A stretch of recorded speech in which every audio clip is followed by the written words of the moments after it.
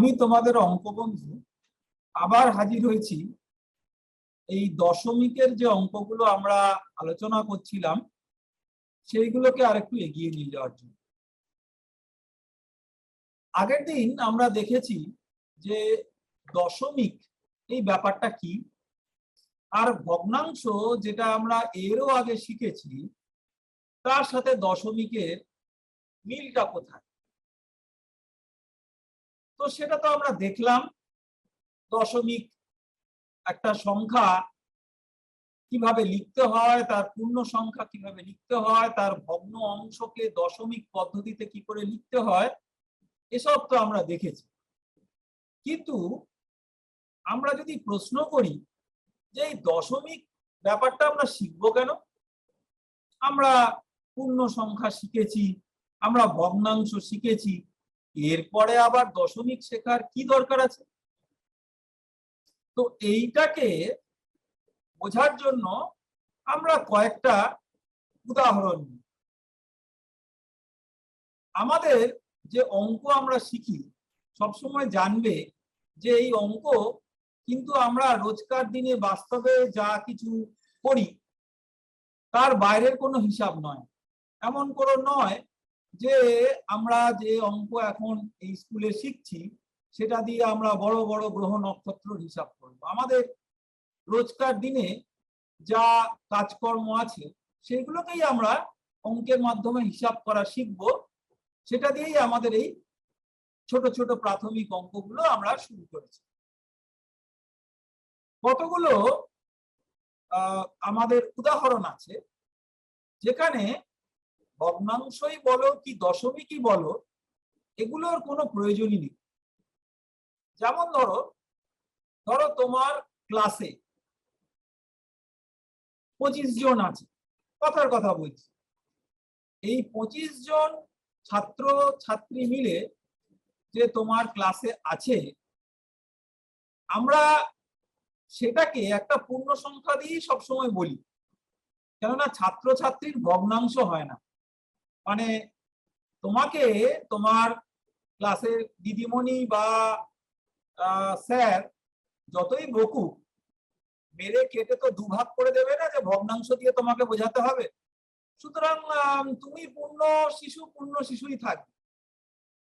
অর্থাৎ কিছু কিছু ক্ষেত্রে এগুলোকে বলে বিচ্ছিন্ন পরিমাণ, অর্থাৎ পূর্ণ সংখ্যাই খালি হয়, 1 2 3 4 শূন্যকে নিয়ে এরকম সব।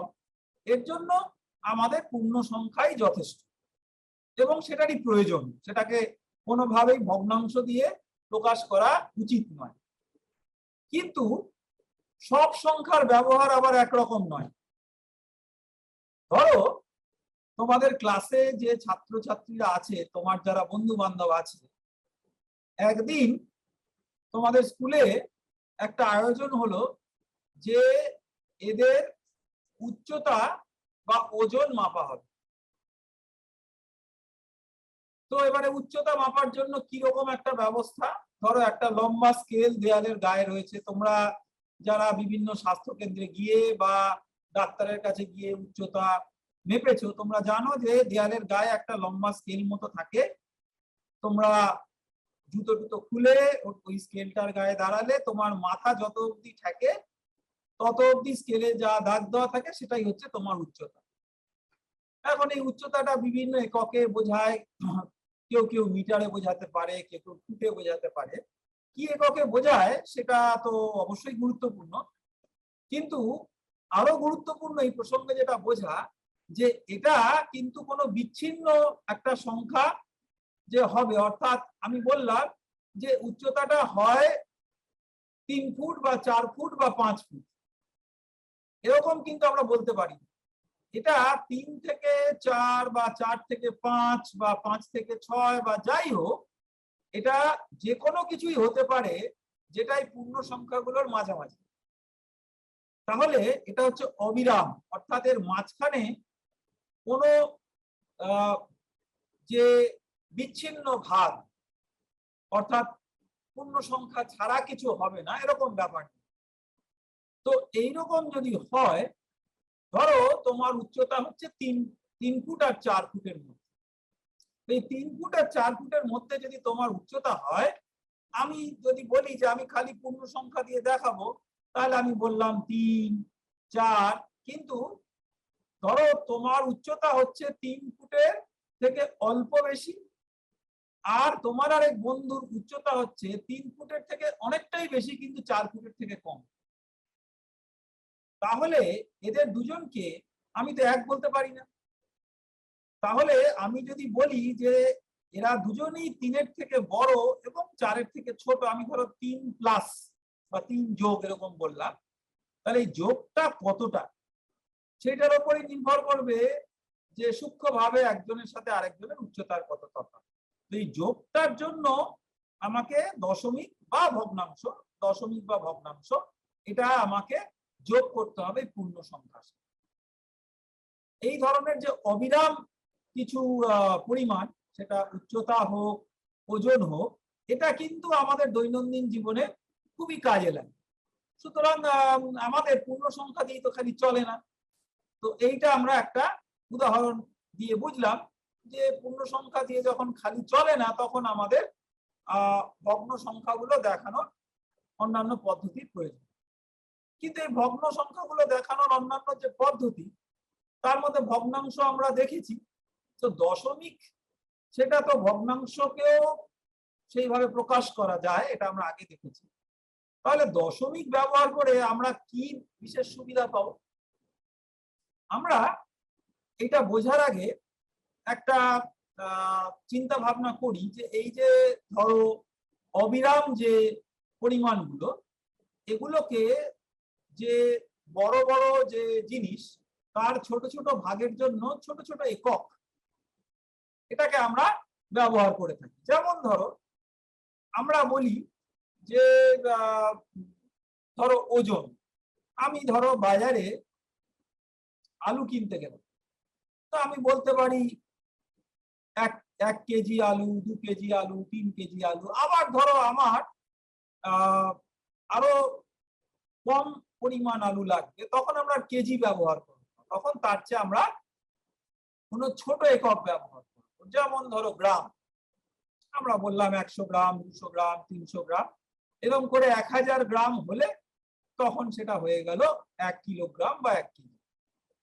তাহলে আমরা দরকার মতো, সবসময় তো বড় জিনিসটা আমাদের লাগবে না, তার ছোট অংশ আমাদের লাগতে পারে। তাহলে ছোট অংশকেও বোঝাবার জন্য আমরা ছোট ছোট একক, এগুলোকে আমরা বাস্তব জীবনে ব্যবহার করার জন্য তৈরি করেছি।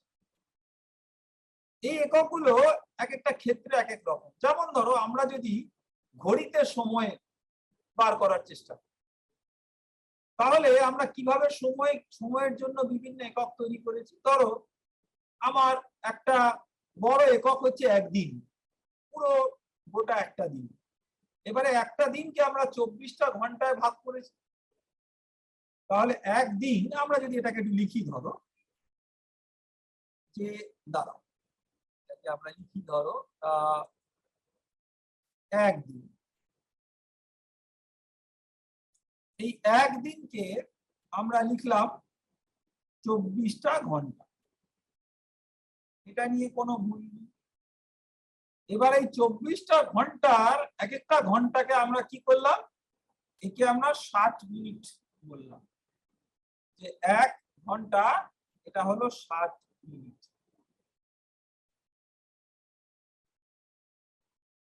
আবার এক একটা মিনিটকে আমরা ভাগ করলাম 60 সেকেন্ড।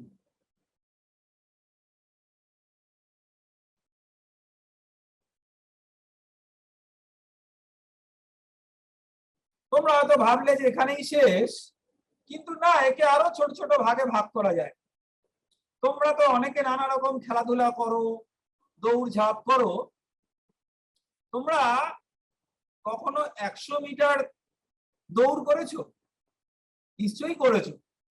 তোমাদের মধ্যে যারা খুব পাই পাই করে দৌড়াতে পারো, স্কুলের স্পোর্টসে বা অন্যান্য যে কোনো এই ধরনের ইভেন্টে, তোমরা 100 মিটার বা ধরো 200 মিটার এরকম ছোট ছোট দূরত্ব তোমরা দৌড়েছো। এবারে এই দূরত্বটা এত কম যে তোমরা ধরো 10 জন মিলে এই রেসটা করছো, তাতে 10 জন খালি চোখে দেখলে মনে হবে প্রায় একই সাথে এই যে দড়িটা ধরা আছে, যে দড়িতে ওই 100 মিটার শেষ হয়, সেই দড়িতে প্রায় একই সাথে পৌঁছে। কিন্তু আসলে কেউ একটু আগে, কেউ একটু পরে। তো সেটা এতটাই সূক্ষ্ম সময়, সেটাকে শুধু সেকেন্ডে পূর্ণ সংখ্যা দিয়ে বললে মুশকিল। ধরো যে যারা বিশ্বমানের, বিশ্ব রেকর্ড এই সমস্ত ক্ষেত্রে করেন, তারা ধরো 9 সেকেন্ড, আমি একটা উদাহরণ দিচ্ছি, ধরো 9 সেকেন্ডে 100 মিটার দৌড়, 9 সেকেন্ডের কাছাকাছি। এবারে যারা ধরো খুব বড় বড় অ্যাথলিট, তারা ওই 9 সেকেন্ডেরই আশেপাশে বা খুব জোর 10 সেকেন্ড এর মধ্যে দৌড়টা শেষ করলো। কিন্তু তুমি কি করে বুঝবে যে কে আগে কে পরে? কেননা সবই তো ওই 9-এরই কাছাকাছি। তাহলে তোমার ওই সেকেন্ডকে আবার আরো ছোট ছোট ভাগে ভাগ করতে হবে, মিলি সেকেন্ড এইরকম, যাতে খুব সূক্ষ্ম তফাৎটা বোঝা যায়। তো এইভাবে আমরা একটা বড় যে একক, তাকে আমরা ছোট ছোট এককে এককে ভেঙে নেওয়ার এই যে পদ্ধতি, সেই পদ্ধতিটা আমরা অনেক আগে থেকেই আমাদের বাস্তব জীবনে ব্যবহারের জন্য আমরা এটা প্রয়োগ করেছি। কিন্তু দেখো, এই যে আমরা এটা করলাম, এইটা করার হিসাবের একটা একটু জটিলতা আছে। কিরকম জটিলতা? যে এই যে একদিন সমান 24 ঘন্টা, এটাকে আমাদের মনে রাখতে হবে। অর্থাৎ একদিনকে সমান 24টা ভাগে ভাগ করা, এটা একটা 24 দিয়ে ভাগ করার ব্যাপার। আবার এক একটা ঘন্টাকে 60 মিনিটে ভাগ করা, এই রূপান্তরটা আমাদের মনে রাখতে হবে, তাকে আবার 60 দিয়ে ভাগ করা। তাহলে এই যে বড় একক, তার থেকে ছোট একক, যেটাকে আমি তীর চিহ্ন দিয়ে দেখাচ্ছি, দেখো, এইগুলোর জন্য কিন্তু তোমার যেটা করতে হয় সেটা হচ্ছে এই বড় একককে যে ছোট এককে তুমি ভাগ করছো, সেই এক একক থেকে আরেক একক কিভাবে রূপান্তর করা হচ্ছে এটা আমাদের মনে রাখতে হবে। মনে রাখা ছাড়া এইভাবে এই ঘড়ির অঙ্ক দেখার আর তো কোনো উপায় নেই। কিন্তু এরকম যদি হতো যে এইটা সময়ের জায়গায়, ধরো আমরা যদি ওজনে, আমরা যে এখন যে একক ব্যবহার করি, ধরো আমরা বললাম 1 কেজি, এই 1 কেজিটাকে আবার আমি ভাগ করলাম 1000 গ্রাম। আবার তুমি এই গ্রামটাকে যদি তুমি ধরো মিলিগ্রাম, অনেক ছোট জিনিস, ধরো খুব অল্প পরিমাণ ওজন, সেটাকে পরিমাপ করার জন্য অনেক সময় লাগে, তার থেকে অনেক ছোট লাগে, আমি মিলিগ্রামটা তোমরা জানো বলে আমি বলছি। তো এবারে এটা আবার 1000 মিলিগ্রাম, আমি এরকম দেখাচ্ছি যে হাজার হাজার ভাগ দিয়ে, কিন্তু তোমার এরকম এই হাজারের মধ্যেও আবার সূক্ষ্ম ভাগ হতে পারে। তাহলে দেখো, 1 কেজিকে তুমি যদি গ্রামে পরিণত করতে চাও, তাহলে 1000 দিয়ে গুণ করব। আবার 1 গ্রামকে তুমি যদি কেজিকে পরিণত করতে চাও, বা কোনো একটা গ্রামকে তুমি কেজিতে পরিণত করতে চাও, তাহলে সেই 1000 দিয়ে ভাগ করব। তুমি যদি ছোট এককে বাড়াতে চাও, মানে ছোট এককে তুমি ওটাকে দেখাতে চাও, দেখো একটা হয়ে গেল 1000, তার মানে গুণ করলাম 1000 দিয়ে। আবার ছোট জিনিসকে তুমি বড় এককে দেখাতে গেলে ওই 1000 দিয়ে ভাগ করতে হবে। তাহলে দেখো, আবার তুমি বললে যে না, আমি এই খালি 1000 এত বড়, আচ্ছা আমি একে এর মধ্যে আরো কিছু ভাগ করে নেব। আমি আরেকটা উদাহরণ দেখাই। ধরো দৈর্ঘ্য, আমি একটু আগে বলছিলাম তোমাদের উচ্চতা মাপা, ধরো আমরা বললাম 1 মিটার, ঠিক আছে। এবারে তুমি মিটারকে ধরো তুমি আরেকটু ছোট, তুমি যদি একক বলতে চাও, তুমি বলতে পারো ডেসিমিটার। আমরা খুব একটা ব্যবহার করি না, কিন্তু চাইলে তুমি ব্যবহার করতে পারো। 1 মিটারটা হচ্ছে 10 ডেসিমিটার।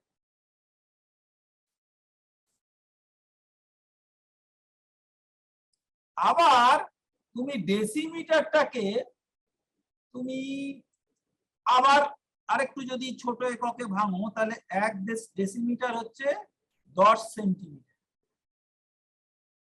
ঠিক আছে, তার মানে 1 মিটার কত সেন্টিমিটার হলো?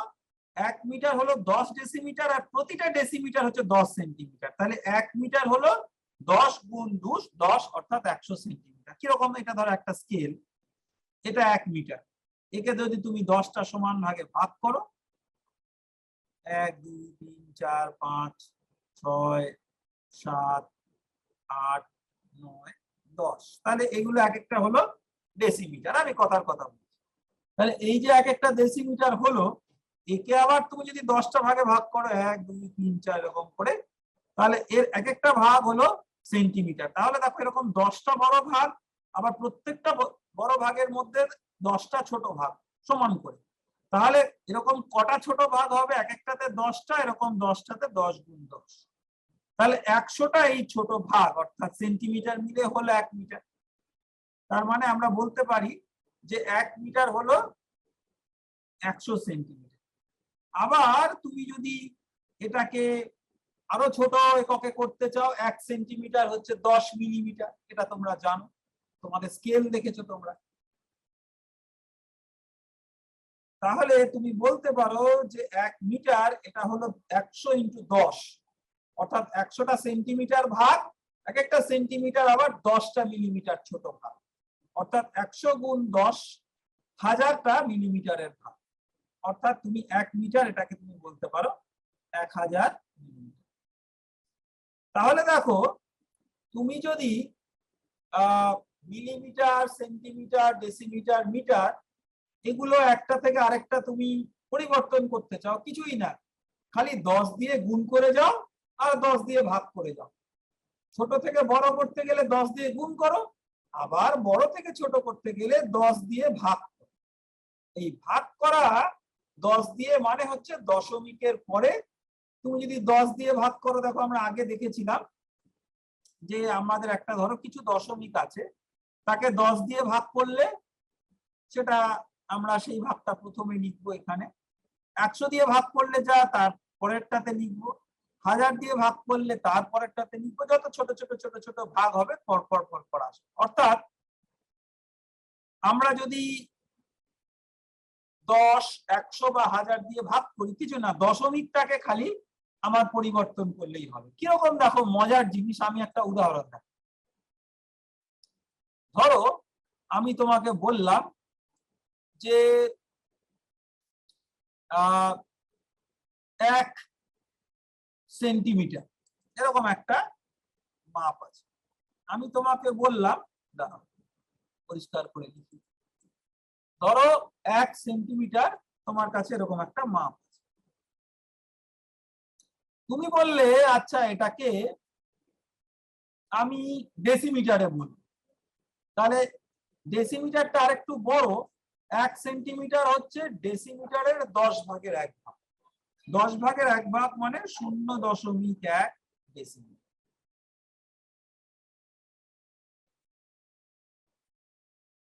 এটা হলো। আবার ধরো আমি বললাম যে এটাকে আমি মিটারে বলবো।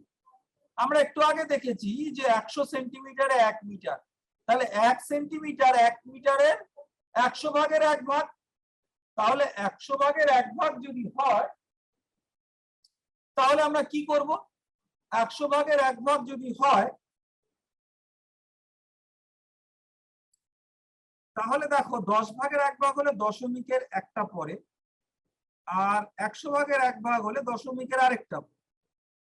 শুধু দশমিক ঘরটাকে আমি একটু সরিয়ে দিয়ে বা আগে শূন্য করে আমি এদিক থেকে ওদিক, বড় থেকে ছোট, ছোট বড় করছি, শুধু সেই সংখ্যাটা কিন্তু আমি 1 ব্যবহার করছি, শুধু দশমিক তার কতটা পরে সেইটা দিয়ে আমি তার বিভিন্ন একককে আমরা প্রকাশ করছি, কিছুই না, এটা আমরা করছি আসলে 10 দিয়ে ভাগ করে, অর্থাৎ 1 তাকে 10 দিয়ে ভাগ করলাম, আবার এটাকে আরো 10 দিয়ে ভাগ করলাম, মানে মোট 100 দিয়ে ভাগ হলো। তাহলে এই যে 10-এর গুণিতক, গুণ করা বা ভাগ করা, এটা দিয়ে দশমিকটা জাস্ট সরিয়ে নিলাম, একবার এদিক একবার ওদিক। তাহলে আমরা কি করতে পারলাম দেখো, তাহলে আমরা যেটা পারলাম সেটা হচ্ছে যে আমরা এক্ষেত্রে এমন একটা ভাবে জিনিসটাকে করতে পারলাম যে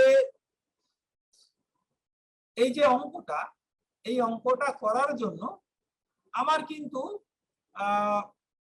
কোনো বড় গুণ ভাগের দরকার হলো না। আমার এই যে একদিন একে 24 ঘন্টা আবার 24 দিয়ে ভাগ, 24 দিয়ে ভাগ তত সোজা নয়, কিন্তু আমি যদি 10 বা 100 সব দিয়ে গুণ ভাগ হয়, ওটা খালি দশমিক আর শূন্যর খেলা। এই দশমিক আর শূন্যর খেলা দিয়ে 10 দিয়ে গুণ ভাগ করে বিভিন্ন ছোট একক থেকে বড় একক, আবার বড় একক থেকে ছোট একক, সেটা টাকা পয়সা, ওজন, দৈর্ঘ্য, যেটা আমাদের প্রতিনিয়ত কাজে লাগে, সেটাকে আমরা সুন্দরভাবে করতে পারি।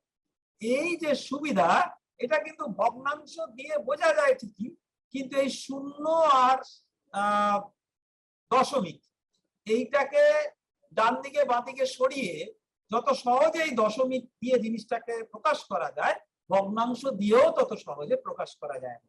এবং এটাই হচ্ছে আমাদের এই যে দশমিক পদ্ধতি, যাকে বলে ডেসিমাল সিস্টেম, সেটা টাকা, ওজন, দৈর্ঘ্য, এগুলোকে আমরা পরিমাপ করি এবং প্রকাশ করি। তাতে আমাদের বাস্তব জীবনে দশমিকের বিরাট একটা সুবিধা আছে। এবারে আমরা যেটা করি দেখো, আমরা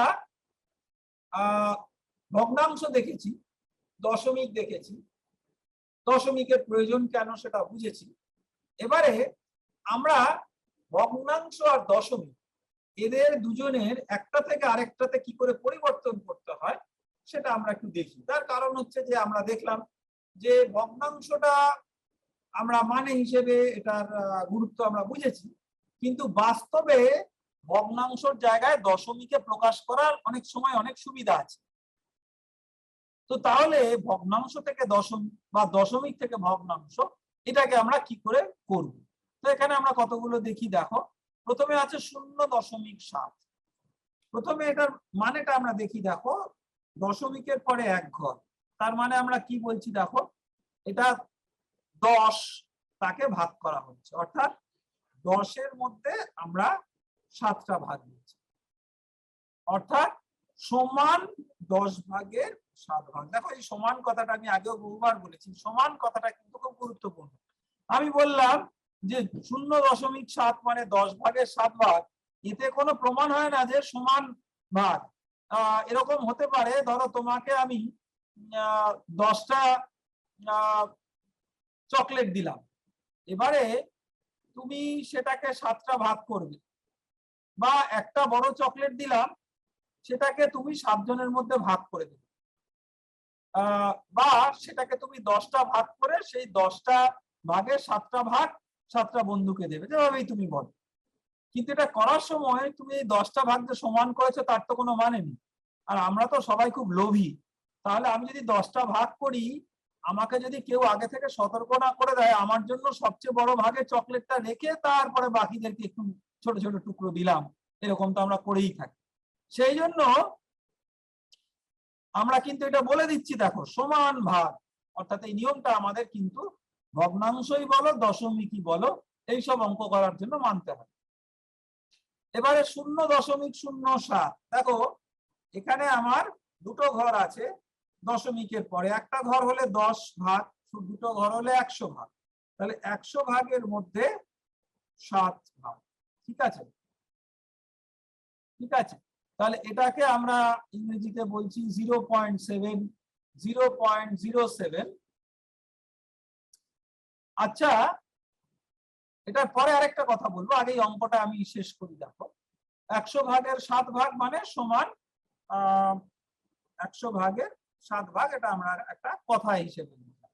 আচ্ছা এবার বলো তো, এবারে আমি একটু তোমাদের মানে মাথাটাকে গুলিয়ে দিই। ধরো আমি বললাম 0.7, তারপরে একটা শূন্য দিলাম, ঠিক আছে? তাহলে এটাকে আমি কি কি বলবো? এটা কি 0.7-এর থেকে বেশি? না কম? দেখো, আমরা যেই দুটো ঘর ব্যবহার করেছি তখন আমাকে মনে রাখতে হবে এটা 100 ভাগের মধ্যে আমরা ভাগ করেছি। তার মানে এটা দাঁড়ালো ভগ্নাংশ হিসেবে 100টা সমান ভাগে 70। ঠিক আছে, তাহলে 100টা সমান ভাগে 70 ভাগ আমরা কাটাকুটি করার খেলা আগে দেখেছি। তার মানে এটা 10 ভাগের 7 ভাগ অর্থাৎ 0.7। তার মানে আমরা 0 কিছু থাকলে তারপরে যতই শূন্য যোগ করি মানেটা কিছু আলাদা হয় না। এবং এইটাকে বলার একটা পদ্ধতি আছে, আমরা কখনো 0.70 বলবো না বা 0.70 বলবো না, এটা ভুল। বারবার মনে রাখো, এটা এটা অনেকেই ভুল করে, বড় বড় মানুষেরাও অনেকে ভুল করে। আমরা এরকম কখনো বলবো না 0.70, এটা হয় না। কেন হয় না বলতো? যেই আমি 70 বলবো আমার মনে মনে ঢুকে যাবে আচ্ছা 70টা তো 7-এর থেকে বেশি, তার মানে 0.70 নিশ্চয়ই 0.7-এর থেকে বেশি। কিন্তু এই যুক্তিটাই ভুল। তার কারণ হচ্ছে 70 মানে কিন্তু এটা 100 ভাগের 70 ভাগ, আর 7 মানে 10 ভাগের 7 ভাগ, দুটোই এক হলো। সেই জন্য আমরা 0.70, 700, 7000 এরকম কখনো বলবো না, আমরা 0.7। আর যদি এই শূন্যটাকে বলতে চাই আমরা কিভাবে বলবো? 0.70, 0.70। আর পরেরটা যেটা আমরা তারপরে লিখলাম 0.07, এটাকেও আমরা সেভাবে বলবো 0.07। অনেকে আবার কি 0 পয়েন্টটা লেখে না, যদি তোমার পয়েন্টের আগে কিছু না থাকে তুমি না লিখতে পারো, তবে 0 লেখার সুবিধা হচ্ছে, এটা দেখো বাস্তবে এটা লেখার সুবিধা হচ্ছে। ধরো আমি একটা লিখলাম 0.07, এই কথাটা ভুল নয়, কিন্তু পয়েন্টটা দেখতে এত ছোট যে খাতায় লিখলে হয়তো পয়েন্টটাই কোথায় হারিয়ে গেল, কিন্তু তুমি এখানে 0 লেখো তাহলে তোমার মাথায় থেকে যাবে নিশ্চয়ই দুটোর মাঝখানে একটা পয়েন্ট আছে। তো এই লেখার সুবিধার জন্য আমরা এই 0.07 এটার আগে আমরা একটা শূন্যটা ঠিক আমরা দেব, এটা আমরা কখনো বাদ দেব। তারপরেরটা দেখো 0.007, এটা হচ্ছে 3টে ঘর অর্থাৎ 1000 সমান ভাগের 7 ভাগ, সমান 1000 ভাগের 7। এবারে দেখো আমরা কিছু উদাহরণ দেখলাম যেখানে খালি ভগ্ন অংশটাই আছে কিন্তু পূর্ণ অংশটা নেই, যেটা আমরা দশমিকে দেখাচ্ছি। কিন্তু যে কোনো মিশ্র ভগ্নাংশের মতো মিশ্র দশমিক যদি তুমি সেই অর্থে বলো, ওই নামটা যদি আমরা ব্যবহার করি না, সেখানে একটা পূর্ণ সংখ্যা এবং একটা দশমিক সংখ্যা এইভাবে থাকতে পারে। তাহলে আমরা যদি বলি 5.7, 5.7, তাহলে দশমিকের পরে একটা মানে 10 দিয়ে ভাগ করা, এটা আমরা মাথায় রেখে দিই। তাহলে এটা মানে হচ্ছে 57/10, তার মানে 5 পূর্ণ 7-এর 10। অর্থাৎ আমরা এখান থেকে এটা বুঝলাম যে দশমিকের আগে যেটা থাকে সেটা পূর্ণ, ঠিক ভগ্নাংশ মিশ্র ভগ্নাংশ। তাহলে 5টা সম্পূর্ণ আর একটি সম্পূর্ণকে 10টা সমান ভাগ করে তার 7 ভাগ। একইভাবে আমরা পরেরটা দেখি 5.07, এটা দুটো ঘর আছে মানে 100 দিয়ে ভাগ, 507/100, অর্থাৎ 5টা পূর্ণ সংখ্যা আর ভগ্নাংশ 7/100। তাহলে 5টি সম্পূর্ণ আর একটি সম্পূর্ণের সমান 100 ভাগের 7। একইভাবে 5.007, এটা 5007, এই পুরো উপরের জিনিসটাকে আমি 1000 দিয়ে ভাগ করলাম। কেন 1000 দিয়ে ভাগ করলাম? দশমিকের পরে 3টে ঘর আছে, এই জন্য 3টে শূন্য। তাহলে এটা দাঁড়ালো, তুমি যদি ভাগ অঙ্কটা পুরো করো, আগে আমরা মিশ্র ভগ্নাংশ করার সময় দেখেছি 5 পূর্ণ, 5টি সম্পূর্ণ আর একটি সম্পূর্ণ সমান 1000 ভাগের 7। ঠিক আছে, তাহলে আমরা এখান থেকে দেখো বলতে পারি যে আমরা যদি ভগ্নাংশটা দেখি তাহলে 0.7, এটা কত? এটা 10টা, একটা গোটা জিনিসের 10টা সমান ভাগের 7টা ভাগ। 0.07 সেই একই গোটা জিনিসের 100টা সমান ভাগ করে তার 7টা ভাগ, তাহলে এক একটা ভাগ ছোট। আর 0.007 সেই একই গোটা জিনিসের 1000টা সমান ভাগে ভাগ করে তার একটা ভাগ, তাহলে এই এক একটা ভাগ আরো ছোট। তাহলে আমি বড় থেকে ছোট যদি সাজাই, আমি বলতে পারি যে 0.7 এটা 0.07 থেকে বড়, আবার 0.07 0.007 থেকে বড়। কেননা যত আমি দশমিকের পরে শূন্য দিয়ে আরো যাচ্ছি, তত আমার এক একটা ভাগ ছোট হতে পারছে, কেননা ভাগের সংখ্যা বাড়ছে, সেই জন্য এক একটা ভাগ ছোট হচ্ছে। তাহলে 5.007 আর 5.07 আর 5.7 এর মধ্যে কোনটা সবচেয়ে বড়, কোনটা সবচেয়ে ছোট? দেখো আমরা কিন্তু বার করে ফেলেছি আসলে। তার কারণ হচ্ছে যে আমার যে পূর্ণ সংখ্যা এই 5, এটা তো তিনটের ক্ষেত্রে 1। তাহলে এই পূর্ণ সংখ্যাটা যদি তিনটের ক্ষেত্রে 1 হয়, তাহলে দশমিক যেটা বড় সেটাই বড়। অর্থাৎ আমি এখানে সবচেয়ে বড় 5.7, তাহলে আমি এখানে আবার যদি সাজাই, তাহলে আমি বলতে পারি যে 5.007 এটা 5.07 এর থেকে ছোট, আবার সেটা 5.7 এর থেকে ছোট। এবার চলো আমরা এই জিনিসটাকে আর একটু গুছিয়ে বলার চেষ্টা করি। আমরা যেটা বুঝলাম, দেখো অঙ্ক করার সময় আমাদের এটা মনে রাখতে হবে যে ধরো আমরা একটা অঙ্ক, একটা সংখ্যা বলছি, তার দশমিকের আগে পরে কোনটা কিভাবে দেখাতে হয় বললাম, কিন্তু প্রত্যেকটার তো একটা নাম আছে। যেরকম তোমার একটা নাম আছে, আমার একটা নাম আছে, তোমার একটা বন্ধুর নাম আছে, সেই রকম দশমিকের আগে পরে এক একটা ঘরের এক একটা নাম আছে। দশমিকের বাঁদিকে যেগুলো আছে সেগুলোর নাম আমরা আগে দেখেছি। কিরকম বলতো? আগে তো আমরা পূর্ণ সংখ্যার নাম দেখেছি, অর্থাৎ একক, দশক, শতক, হাজার বা সহস্র যাই বলো। একক ইংরেজিতে বলবো 1, দশক হচ্ছে 10, শতক হচ্ছে 100, হাজার হচ্ছে 1000। অর্থাৎ এই কোন ঘরটা কি যদি দশমিকের পরে না থাকতো, দশমিকের আগে তো পূর্ণ সংখ্যাই থাকতো। অর্থাৎ এই অখণ্ড অংশটার যে নামকরণ, এই অখণ্ড অংশটার নামকরণ হচ্ছে সম্পূর্ণভাবে যেরকম আমরা পূর্ণ সংখ্যার নামকরণ করেছি সেই রকম। আর ভগ্ন সংখ্যার নামকরণটা দশমিকের পরে ডান দিকে যেটা, সেটা আমরা এখন একটু দেখে নিই। দশমিকের পরে প্রথম ঘরটার নামকরণ হচ্ছে দশাংশ। একে ইংরেজিতে বলে টেন্থ। 10 নয় কিন্তু 10th, অর্থাৎ দশাংশ। 10 নয়, দশাংশ অর্থাৎ 10 ভাগের অংশ। 10th অর্থাৎ 10 এর পার্ট।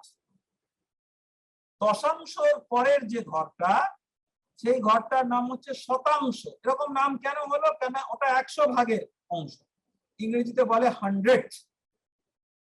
সহস্রাংশ অর্থাৎ 1000 ভাগের অংশ।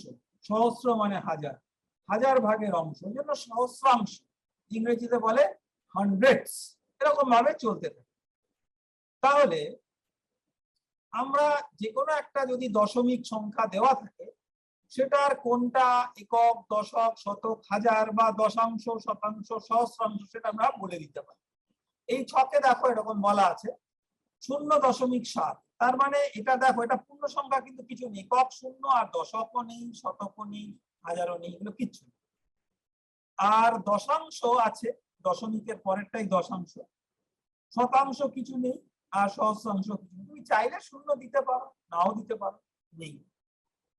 এবারে হাজার দেখো,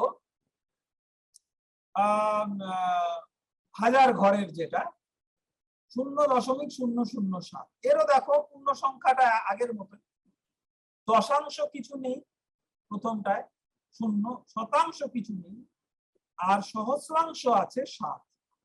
ঠিক আছে, 5.7 একক, 5, দশক, এগুলো কিচ্ছু নেই। আর দশমিকের পরে এক ঘর হচ্ছে 7, শতাংশ কিছু নেই, আর সহস্রাংশ কিছু নেই, শূন্য দিতেই পারে, এগুলো কিছু নেই, দিতে পারে। এবারে দেখো আমাকে উল্টো দিক থেকে বলছে সংখ্যাটা বানাও, অর্থাৎ আমাকে একটা সংখ্যা বানাতে হবে যার একক, দশক ইত্যাদি এবং দশাংশ, শতাংশ, সহস্রাংশ সব বলে দাও। তাহলে দেখো আমি প্রথম অখণ্ডটা দেখি, অখণ্ড হচ্ছে দশক হচ্ছে 3 আর একক হচ্ছে 7, তাহলে এটা অখণ্ডটা হয়ে গেল 37। তারপরে দশমিক, তাহলে এটা আমি লিখে ফেললাম। দশমিকের অংশের মধ্যে দশাংশ হচ্ছে 6, আর কিন্তু কিছু নেই, তাহলে এটা হলো 37.6। আচ্ছা, একদম শেষেরটা দেখো, এই বাক্সতে জায়গা নেই বলে আমি তলায় একটু পরিষ্কার করে দিচ্ছি। একক 2, দশক 5, শতক 1, আর সহস্র বা হাজার হচ্ছে 7, তাহলে পূর্ণ সংখ্যাটা হলো 7152। দশমিকের পরে দেখো দশাংশ 0, শতাংশ 0, কিন্তু সহস্রাংশ 5, তাহলে 005। তাহলে কোনটাকে আমরা কিভাবে লিখবো, তার নাম কি, এটা বোঝার চেষ্টা করব। আরেকটা জিনিস একটু মজার ছলে বলি, আমরা যখন প্রথম এই সব অঙ্ক শিখি 0, 1 ইত্যাদি, আমাদের অনেকে বলতো যে শূন্যর কোনো মানে নেই, শূন্য তো শূন্যই, ওটা কিছু নয়। কিন্তু এই শূন্যটা আগে না পরে সেটা দিয়ে কিন্তু মানেটা পুরো পাল্টে যায়। এটা আমরা এই দশমিকের সংখ্যা লেখার সময় দেখলাম। ধরো আমি একটা লিখলাম 0.5, আরেকটা লিখলাম 0.005। একজন বোকার মতো বললো, আরে বাবা এ তো ব্যাপারটা একই, কেননা আমরা তো শিখে এসেছি শূন্যর কোনো মানেই নেই, তাহলে এই দুটো শূন্য এও যা আর আগেরটাও তা। কিন্তু তা নয়। তার কারণ কি দেখো, এই শূন্যটা আমরা দশমিকের পরে কোন ঘরে রেখেছি তার উপরে তার মানেটা লুকিয়ে আছে, সেজন্য শূন্যর মানে নেই, কিন্তু আছে। আবার শূন্যর মানে নেই কোনটা, যেটা হচ্ছে যে আমরা যা যত অবধি লেখা হয়েছে তারপরে যদি শূন্য লিখি। যেমন আমি আগে একটা উদাহরণ দিয়ে তোমাদের দেখিয়েছি যে 0.7 আর 0.70 এই দুটো একই।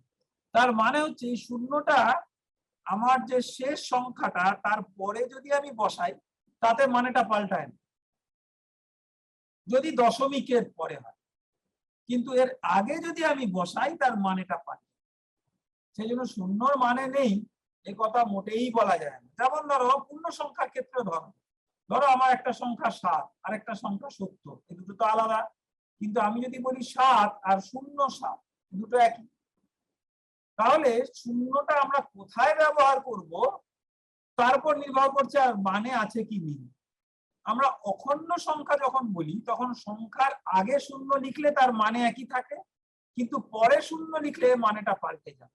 আর ভগ্নাংশ যখন লিখি তখন আমার যে সংখ্যাটা তার পরে শূন্য লিখলে একই থাকে, কিন্তু আগে শূন্য লিখলে পাল্টে যায়। এটা শূন্যর বড় বিচিত্র খেলা। এবারে আমরা একটা কাজ করি, এসব তো আমরা ভগ্নাংশ কিভাবে লিখতে হয় সেটা দেখলাম।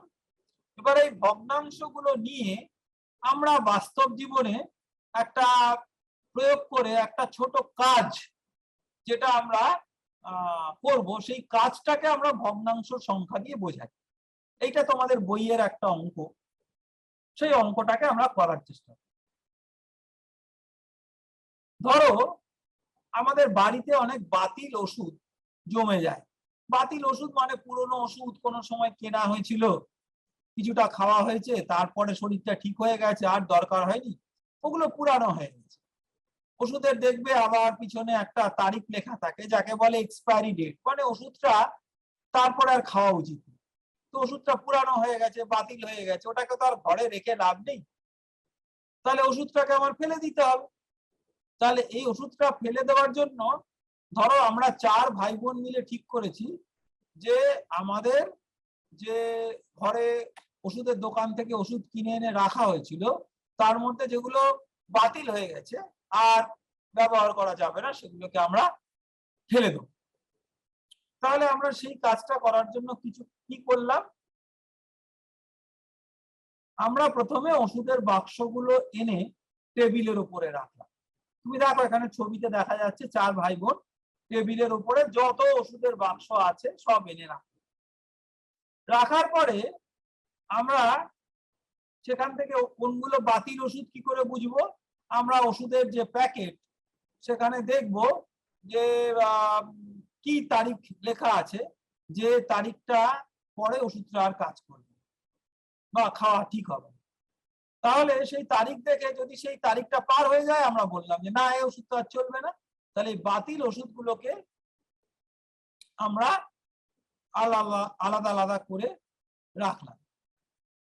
তো এখানে আমরা সেই ওষুধ, এবারে ওষুধ তো অনেক রকম হয়, সেই ওষুধগুলোর অনেকগুলো, ধরো আমরা দোকানে কিছু ওষুধ কিনছি, ওষুধ কিনলে সেই ওষুধগুলো যারা বিক্রি করে তারা ওষুধগুলো নিজের মতো করে নাম দিয়ে দেয়। আমি তোমাদের একটা উদাহরণ বলছি। ধরো আমরা জ্বর কমানোর জন্য যে ওষুধ খাই তার নাম হচ্ছে রাসায়নিক ভাবে তাকে বলে প্যারাসিটামল। এবারে একটা কোম্পানি সেটাকে ক্যালপল নামে বিক্রি করে, আরেকটা কোম্পানি সেটাকে ক্রোসিন নামে বিক্রি করে, আরেকটা কোম্পানি তাকে পাইরেজেসিক নামে বিক্রি করে।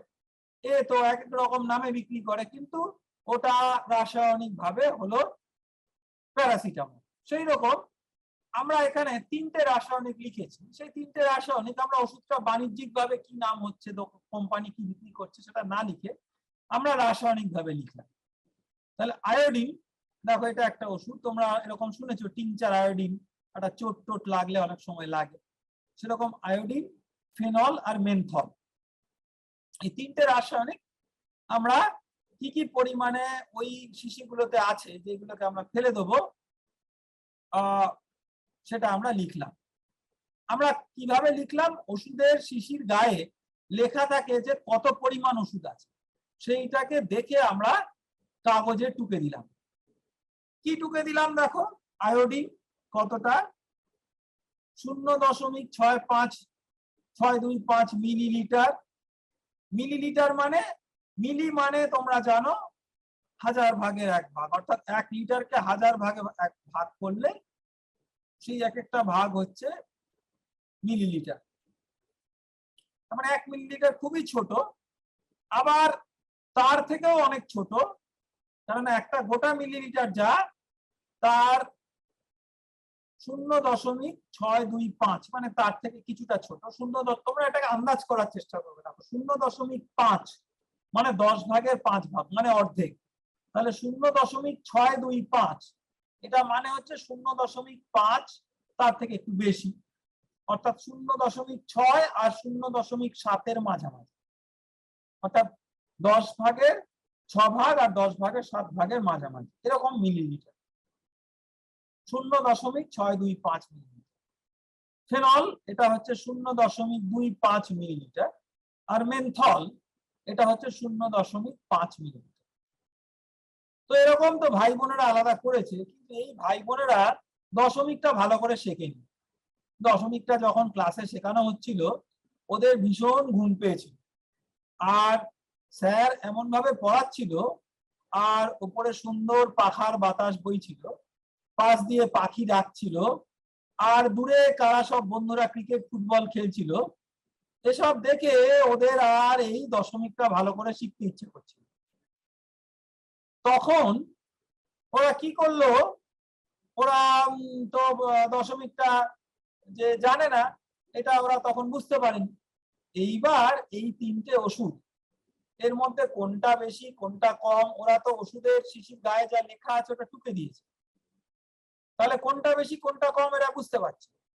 তো আমরা বোঝার আগে কি করব, দেখো এই বুঝতে পারার অসুবিধাটা কোথায়, দেখো অসুবিধাটা এই জায়গাতেই যে আমরা যদি এটাকে ভালো করে দেখি, যে প্রথমটাতে দশমিকের পরে 3টে ঘর আছে, পরেরটাতে দশমিকের পরে 2টো ঘর আছে, তারপরটাতে দশমিকের ঘরে একটা ঘর আছে। তো ঘরগুলো সমান নয়, তাহলে ঘরগুলোকে যদি সমান আমরা করি, সবচেয়ে বেশি ঘর কি আছে, 3টে ঘর, সেটা হচ্ছে সহস্রাংশ অর্থাৎ 1000 ভাগের সমান ভাগ। তাহলে আমরা চিন্তা করি যে যাই হোক না কেন এটাকে আমরা সবকটাকে যদি 1000 ভাগের সমান ভাগ করি, তাহলে আমার আয়োডিন যেটা আছে সেটাকে আমি একটু বড় করে লিখি 0.625। ফেনল যেটা আছে সেটা হচ্ছে 0.25। একটু আগে আমরা বলেছি যে আমার এই যে সংখ্যা দশমিকের পরে যখন থাকে তারপরে শূন্য দিলে মানেটা পাল্টায়, তাহলে তারপরে আমি একটা শূন্য দিয়ে দিলাম, তাহলে তারপরে আমি যে শূন্যটা দিলাম এতে মানেটা পাল্টালো না, কিন্তু সুবিধা হলো যে 0.25 যেটা 100 ভাগের 25 ভাগ ছিল এটাকে আমি এখন 1000 ভাগের 250 ভাগ, অর্থাৎ উপরেরটা ছিল 1000 ভাগের সমান ভাগের ভাগ, দ্বিতীয়টাকেও আমি 1000 ভাগের করলাম, তৃতীয়টাকেও আমি একইভাবে 0.5-এর জায়গায় 0.500। তাহলে এটা যদি আমি করি তাহলে এটা দেখো এটাকে যদি আমি আমার ভগ্নাংশে লিখি, আমি একটা চার্ট করে এটাকে আমরা ভগ্নাংশে, তাহলে এটা হচ্ছে 1000টা সমান ভাগের 625 ভাগ, এটা হচ্ছে 1000টা সেই 1000 সেই একই জিনিসের 1000টা সমান ভাগের 250 ভাগ, আর এটা হচ্ছে সেই একই জিনিসের 1000টা সমান ভাগের 500 ভাগ। এবারে কিন্তু আমরা চট করে বলে দিতে পারবো যে কোনটা বেশি। সবচেয়ে বেশি কোনটা বলো দেখি? সবচেয়ে বেশি হচ্ছে 1000টা সমান ভাগের 625, অর্থাৎ এটা আমার 1 নম্বর র্যাঙ্ক। তার থেকে ছোট হচ্ছে 500, আর তার থেকে ছোট হচ্ছে 250। তাহলে আমি বলতে পারি যে 625 ভাগ 1000 বড় 500 ভাগ 1000-এর থেকে, যেটা ইংরেজিতে বলে গ্রেটার দ্যান, আবার 500 ভাগ 1000 বড় 250 ভাগ 1000-এর, অর্থাৎ এইটা গ্রেটার দ্যান এইটা গ্রেটার দ্যান। একে যদি আমি আবার উল্টো দিক থেকে বলতে পারি তাহলে উল্টো দিক থেকে মানে আমি প্রথম যেখান থেকে শুরু করেছিলাম আমি শূন্যগুলো তো নিজের সুবিধার জন্য যোগ করেছি, এই যে মানে না হওয়া শূন্যগুলো আমি যোগ করেছি এগুলোকে নিজের ইচ্ছা মতো আমি দিতেও পারি নিতেও পারি, মানেটা পাল্টায়। তাহলে আমি এই একই জিনিস আমরা যে জায়গা থেকে অঙ্কটা শুরু করেছিলাম সেটাতে বলবো। তাহলে সবচেয়ে বেশি কে আছে এবার বলো দেখি? আয়োডিন, ফেনল আর মেনথলের মধ্যে আয়োডিন আছে সবচেয়ে বেশি, এটা হচ্ছে এইটা। তাহলে সবচেয়ে বেশি আছে এই যে শূন্য স্থানটা আমি পূর্ণ করে দিলাম আয়োডিন, আর সবচেয়ে কম আছে এই 250,000 ভাগের যেটা, এটা হচ্ছে ফেনল। ঠিক আছে, তাহলে বেশি কমের তো হিসাব হলো। এই হিসাবটার মধ্যে আমরা আরেকটু গভীরে যাই। ধরো আমার কাছে আয়োডিন আছে, ফেনল আছে, মেনথল আছে, তিনটে মিলে কত পরিমাণ আছে? তাহলে আমরা এখানে কি করেছি দেখো, আমরা এই ভগ্নাংশ জিনিসটা পূর্ণ সংখ্যা আর দশমিক অংশটাকে সাজিয়ে লিখেছি। কিরকম করে সাজিয়ে লিখেছি দেখো, এখানে লেখা আছে, কিন্তু এটাকে সাদা খাতায় লেখা তোমাদের অনেকের পক্ষে একটু কঠিন হয়। তার কারণ হচ্ছে তোমাদের লেখাগুলো, তোমরা তো বয়সে ছোট, লেখাগুলো তোমাদের এখনো হাত সবার সমান হয়নি, লেখাগুলো লিখতে গেলে কোনোটা ডান দিক বাদিক সরে যায়। সেই জন্য আমি বলবো যে তোমরা ঘর কাটো।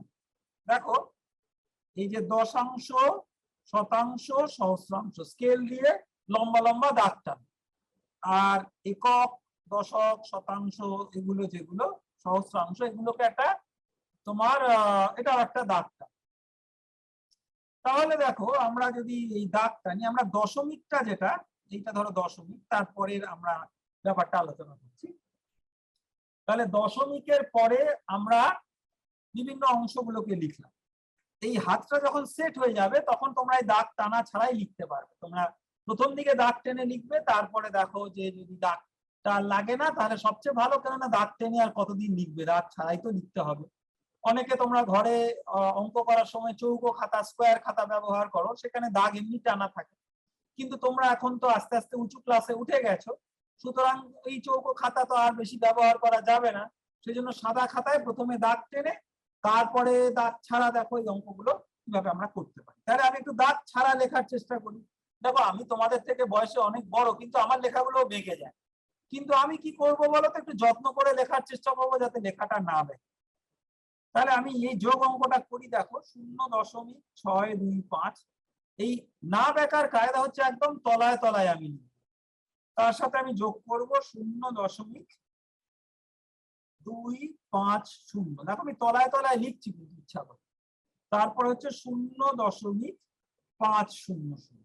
এবার মজাটা দেখো, ভগ্নাংশ যোগ বিয়োগ যখন তোমাদেরকে আমি শিখিয়েছিলাম একটু বেশি মাথাটা খাটাতে হয়েছিল, এখানে মাথাটা একটু কম খাটাতে হবে। তার কারণ কি বলতো, এই দশমিকের যে যোগ আর বিয়োগ, এটা খালি দশমিক সংখ্যাটাকে এদিক ওদিক সরিয়ে দিলে এটা পূর্ণ সংখ্যার যোগ বিয়োগেরই মতো, একদম কোনো তফাৎ নেই। দেখো কিরকম আমরা যোগ করব। এখানে আমরা প্রথমে একক এই সহস্রাংশ যেটা, এগুলোকে যোগ করি, অর্থাৎ 5। তারপরে আমরা দশাংশ গুলোকে যোগ করি, 5 আর 2 এর 7। তারপরে আমরা একাংশ গুলোকে যোগ করলাম, 6 আর 2 এ 8 আর 5 এ 13। এবার 13 তো আর কোনো একটা ভগ্নাংশের একটা ঘরে দেওয়া যায় না, তাহলে 13টাকে আমরা 3 লিখলাম আর হাতে নিলাম 1। শুধু ওই হাতের জিনিসটা দশমিকের অন্যদিকে চলে গেল। কিরকম মজার জিনিস দেখো, যেটা হাতে ছিল সেটা দশমিকের অন্যদিকে গিয়ে ওটা পূর্ণ সংখ্যা হয়ে গেল। এটা কিভাবে হলো দেখো, এটাকে যদি তুমি হিসাব করো, এটা 0.6 এর একটু বেশি, অর্থাৎ 10 ভাগের 6 ভাগের একটু বেশি। এটা 0.25 অর্থাৎ 10 ভাগের 2 ভাগের একটু বেশি, তাহলে 10 ভাগের 6 ভাগ আর 2 ভাগ 8 ভাগ হলো, আরো 5 ভাগ, তার মানে 13 ভাগ হলো। তাহলে 10 ভাগে 13 ভাগ তো আর হয় না, তার মানে একটা পূর্ণ ভাগ আর 10 ভাগের 3 ভাগ। সেটাই দেখো এই দশমিক পদ্ধতিতে লেখা আছে। অর্থাৎ আমরা যোগটা যেরকম আমরা খুব ছোটবেলায় যোগ অঙ্ক শিখেছি সেরকম লিখলাম, শুধু দশমিকটা সঠিক জায়গায় বসালাম। এটা বড় সহজ জিনিস। এটাই হচ্ছে দশমিকে যোগ বিয়োগ করার সুবিধা। তাহলে এই তিনটে মিলে আমাদের এত মিলিমিটার আছে, সেটা আমাদের প্রথম অঙ্কটা হয়ে গেল। পরেরটা দেখো, এর মধ্যে আয়োডিন আছে 0.65 মিলিমিটার আর মেন্থল আছে 0.5 মিলিমিটার। এবারে আমাকে প্রশ্ন করেছে যে আচ্ছা আয়োডিন মেন্থলের থেকে কতটা বেশি আছে। তাহলে আয়োডিন কতটা মেন্থলের থেকে বেশি আছে আমরা কি করে বার করব? আমরা অঙ্কটাকে এভাবে বুঝি। ধরো তোমার কাছে দুটো বল আছে আর তোমার দাদার কাছে 5টা বল আছে, তাহলে তোমার দাদার কাছে কটা বেশি বল আছে? সেটা হচ্ছে 5 বিয়োগ 2। তাহলে কতটা বেশি আছে বার করতে গেলে বড়টা থেকে ছোটটাকে বিয়োগ করতে হবে, সেটা পূর্ণ সংখ্যাই হোক দশমিকই হোক, ব্যাপারটাই। তাহলে আমরা এই 2 নম্বর অঙ্কটা করি, 1 নম্বর অঙ্কটা মুছে দিই। এইবার দেখো, আমরা আয়োডিন আছে 0.625। আবার দেখো আমি তলায় তলায় লিখছি, কিন্তু বেঁকে গেলেও যদি খুব যত্ন করে তলায় তলায় লিখি খুব একটা বাঁকবে না। আর মেন্থল আছে 0.500। ঠিক আছে, এবার আমি একে বিয়োগ করে দিলাম। আবার সেই আগের মতো যেরকম স্বাভাবিক যোগ বিয়োগ আমরা একদম ছোট বয়সে শিখেছি, 5 থেকে 0 বিয়োগ করলে 5, 2 থেকে 0 2, 6 থেকে 5 গেলে 1, দশমিক আর 0 থেকে 0 বিয়োগ করলে তো 0। তাহলে 0.125। তাহলে পরের অঙ্কটার আমরা উত্তর পেয়ে গেলাম আয়োডিন মেন্থলের থেকে কতটা বেশি। এবার দেখি আয়োডিন ফেনলের থেকে কতটা বেশি আছে। ঠিক আছে, তাহলে এবারে পরের অঙ্কটা দেখো, আমরা একটু অন্য পাশে করি। আয়োডিন মেন্থলের থেকে কতটা বেশি আছে আমরা কি করে বার করব? আবার বড়টা লিখবো আয়োডিন, আর মেন্থল ওটা ছিল 0.050। সব মিলিলিটার, আমরা একক গুলো পাশে পাশে লিখবো। দেখো অঙ্ক লেখার সময় কিন্তু একদম যত্ন করে লিখতে হবে। অর্থাৎ আমি যদি শুধু এটুকু লিখি, অঙ্কের স্যাররা বা দিদিমণিরা ভীষণ করা হয়, এই এককগুলো না লিখলেই না ঘেচাং করে কেটে দেবে। আর স্যার আর দিদিমণিরা জানো তো লাল কালি দিয়ে কাটতে খুব ভালোবাসে। তোমরা যখন এই লকডাউন হয়েছিল বাড়িতে বসে পড়াশোনা করতে, স্যার আর দিদিমণিদের খুব দুঃখ ছিল, লাল কালি দিয়ে তো কাটতে পারে না। এইবারে এখন তোমরা স্কুলে টুলে যাচ্ছ, দেখো এইরকম এই এককগুলো না লিখলেই লাল কালি দিয়ে ঘেঁচাত করে কেটে দেয়, তাহলে আমরা তো সেই সুযোগ ওদের দেব না। সেই জন্য আমরা এই দেখো মিলিলিটার মিলিমিটার এগুলো সব লিখবো। আমি এখানে ছোট করে অঙ্কটা করার জন্য লিখিনি, কিন্তু এটা আমাদের লিখতে হবে, একক না লিখলে কিন্তু অঙ্ক ভুল হয়ে যাবে। এবার আমি বিয়োগ করব। বিয়োগ করব কিভাবে? 5 থেকে 0 গেলে 5। এবারে দেখো যেরকম আমরা স্বাভাবিক যোগ বিয়োগ করতাম, দেখো 2 থেকে তো 5 হয় না, তাহলে আমরা 1 ধার করব, অর্থাৎ 12 থেকে 5 বিয়োগ করব 7। হাতে রইল 1। বিয়োগের সময় সেই হাতের জিনিসটা আমরা তলায় নেব, অর্থাৎ হাতে আমার যেটা ছিল 1, সেই 1টা 2 এর সাথে যোগ হয়ে এটা হয়ে যাবে 3। তাহলে 6 থেকে 3 বিয়োগ হয়ে হবে 3। অঙ্কটা তোমরা বুঝতে পারলে, এমনি বিয়োগ অঙ্কের মতো, এটা না বোঝার কিছু নেই। তোমরা এত বড় ক্লাসে এসছো, এই অঙ্ক না বোঝার কিছু নেই। এইটা হলো, আর 0 থেকে 0 বিয়োগ করবে 0। তাহলে দেখো আমরা এটার মাধ্যমে যে দেখছি যে দশমিকের কত বড় সুবিধা। দেখো আমরা ভগ্নাংশ নিয়ে কাজ করছি, ভাঙা অংশ নিয়ে, কিন্তু যোগ বিয়োগের হিসাবটা করছি একদম পূর্ণ সংখ্যা, শুধু দশমিকটাকে ব্যবহার করেছি। তাহলে এই অঙ্কটা হলো। তারপরে 4 নম্বর অঙ্কটা আমরা করি। দেখো মেনথলের পরিমাণ ফেনলের থেকে কতটা বেশি আছে, এই অঙ্কটা আমরা এবার করি। দেখো এবারে আমি এটাকে একটু লিখে লিখে করি, জানো, কারণ এই অঙ্কটা তো এখানে করা নেই, সেই জন্য আমি একটু লিখে করি। তাহলে মেনথল কতটা আছে, আমরা এরকম লিখলাম মেনথল, এটা কতটা আছে, কত মিলিলিটার আছে। দেখো মেনথল আছে 0.50 মিলিলিটার, ঠিক আছে।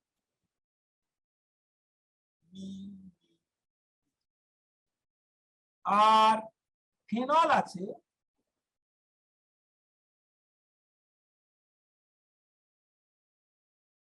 এটা হচ্ছে 0.25 মিলিলিটার। আমরা অঙ্ক করার সময় দেখো মানে এটা তোমাদের ক্লাসে স্যার বা দিদিমণিরাও হয়তো অনেক সময় করেন, যে একই জিনিস আমরা তলায় তলায় যদি লিখি, এইরকম একটা এই কমা কমা দিয়ে লিখলেই হয়, তাতে আমরা বোঝাই যে এটা একই জিনিস। লেখার যে পরিশ্রম সেটাও বাঁচে, কিন্তু লেখাটাও ঠিকভাবে হয়। এখানে দেখো আমরা 3টে ঘর ব্যবহার করলাম না, কেন বলতো? আমাদের ফিনল আর মেনথল দুটোই দশমিকের পরে 2টো ঘর দিয়ে বোঝালেই যথেষ্ট, আর অতিরিক্ত ঘর লাগবে।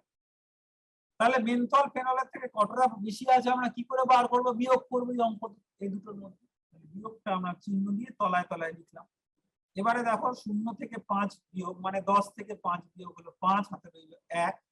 5 থেকে এখন আমি হাতে একটা যোগ করে 2 আর 1 3 হলো, 5 থেকে 3 বিয়োগ করলে 2 আর দশমিক, তাহলে 0.5 মিলিমিটার, এতটা বেশি। তাহলে এই অঙ্কটা আমাদের হয়ে গেল।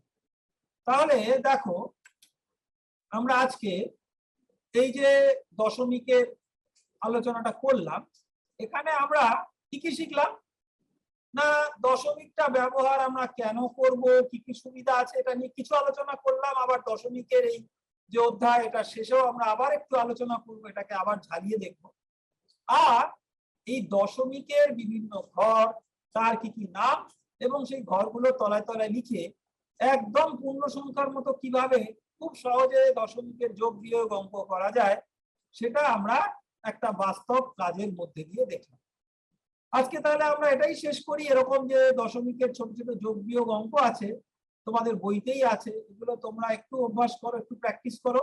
অসুবিধা হলে আমাকে পরে বলো। আর পরের দিন আমরা এই দশমিক নিয়ে আরো একটু এগোবো, আরো কিছু কিছু দশমিক নিয়ে যে মজার মজার অঙ্ক, যে অঙ্ক দিয়ে আমরা কিছু শিখবো, আবার দশমিকটাকেও ব্যবহার করব, সেটাকে আমরা দেখব। তাহলে আজ আমরা এখানেই শেষ করি। এটা আমরা আবার আলোচনা করব পরের দিন, আবার একটা নতুন ক্লাসে এই দশমিক।